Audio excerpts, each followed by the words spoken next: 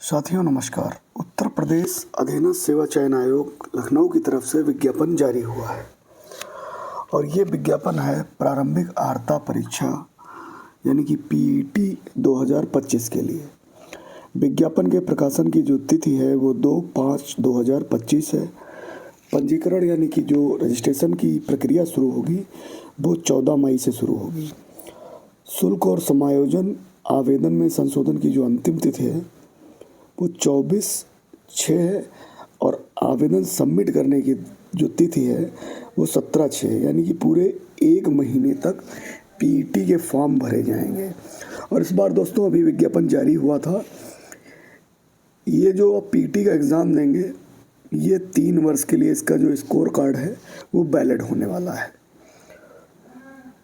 उपयुक्त विज्ञापन के सापेक्ष आवेदन सबमिट करने व शुल्क जमा करने की अंतिम तिथि 17/6 है। ये पूरी तरीके से ऊपर स्पष्ट किया गया है और इस तिथि के बाद कोई भी आवेदन शुल्क स्वीकार नहीं किया जाएगा। अभ्यर्थी द्वारा अपने आवेदन पत्र का प्रिंट आउट तब तक नहीं निकाला जा सकेगा जब तक उसका जमा शुल्क का समायोजन बैंक द्वारा नहीं किया जाता। यानी आप कोशिश करें तो 15 जून के आसपास जो है ये फॉर्म सबमिट कर दें। अतः अभ्यर्थी के द्वारा बैंक से शुल्क का समायोजन 17/6/2025 तक अथवा उसके पश्चात विलंबतः 7 दिवस के अंदर 24/6/2025 का अनिवार्य रूप से करा लिया जाए।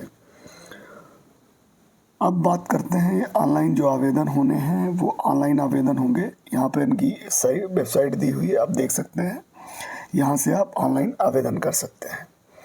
प्रारंभिक अर्हता की अनिवार्यता। द्विस्तरीय परीक्षा प्रणाली प्रभावी होने के पश्चात यूपी SSSC सेवा चयन आयोग की परिधि में आने वाले विभिन्न विभागों के नियंत्रणाधीन विभिन्न प्रकार के रिक्त पदों पर चयन हेतु इच्छुक समस्त अभ्यर्थियों द्वारा प्रारंभिक अर्हता परीक्षा में प्रतिभाग किया जाना अनिवार्य है। पॉइंट 2 जो है उसमें दिया गया है कि उत्तर प्रदेश शासन कार्मिक अनुभाग के शासनादेश संख्या दिनांक 28/4/2025 के क्रम में समस्त आवेदकों को सूचित किया जाता है कि प्रारंभिक अर्हता परीक्षा का आयोजन वार्षिक रूप से कराया जाएगा। जहाँ परीक्षा में प्राप्त अंक अगले 3 साल के लिए, तो ये जो सर्टिफिकेट है ये आपका 3 वर्ष के लिए वैलिड होने वाला है, इसमें स्पष्ट कर दिया गया है। आगे चलते हैं और जो पद आएंगे ये समूह ख और समूह ग के पद इसमें आएंगे। ये पूरा क्लियर किया गया है, आप डाउनलोड कर सकते हैं वेबसाइट पर जा कर के और ये पूरा पढ़ सकते हैं कि ग्रेड पे कितना रहेगा, कौन कौन से पद होंगे।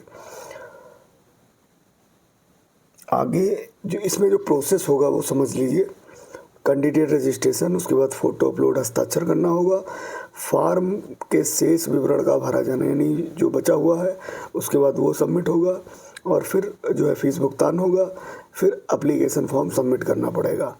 फीस भुगतान होने के बाद बैंक द्वारा समायोजन होगा, फिर एप्लीकेशन फॉर्म आप सबमिट कर सकेंगे। फॉर्म का उसके बाद आपको प्रिंट आउट लेना होगा।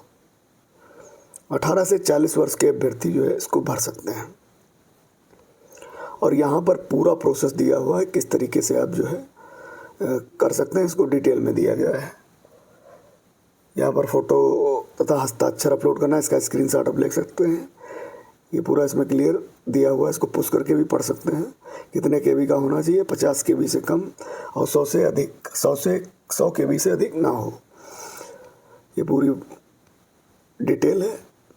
और अब बात करते हैं शुल्क की।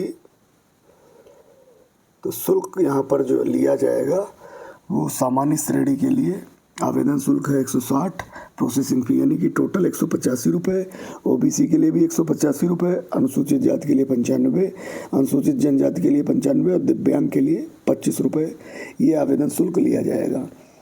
ये यहाँ पे पूरी तरीके से क्लियर कर दिया गया है। इसके अलावा आप जो है फॉर्म प्रिंट आउट ले सकते हैं।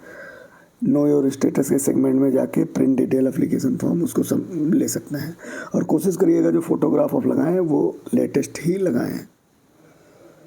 आवेदन पत्र में संशोधन यहाँ पर पूरा डिटेल दिया गया, इसको पुश करके आप पढ़ सकते हैं। शैक्षिक अर्हता, प्रारंभिक अर्हता परीक्षा 2000 में हाई स्कूल तथा उसके समकक्ष अर्हता धारित करने वाले अभ्यर्थी आवेदन कर सकते हैं, यानी आप अगर 10वां पास हैं तो इसको भर सकते हैं।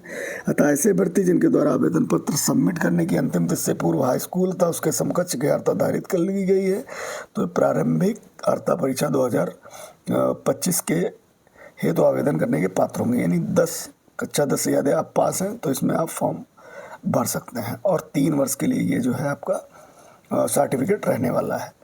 आयु सीमा वही 18 से 40 वर्ष और नियमानुसार इसमें छूट भी है, इसको पूछ करके आप पढ़ सकते हैं।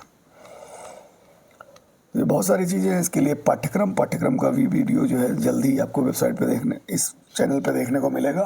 फिलहाल वेबसाइट से आप डाउनलोड भी कर सकते हैं और जो पाठ्यक्रम रहेगा उसका विस्तृत वीडियो आएगा और अगर आप पाठ्यक्रम समझ गए तो बहुत ही आसानी रहेगी इस परीक्षा को पास करने में।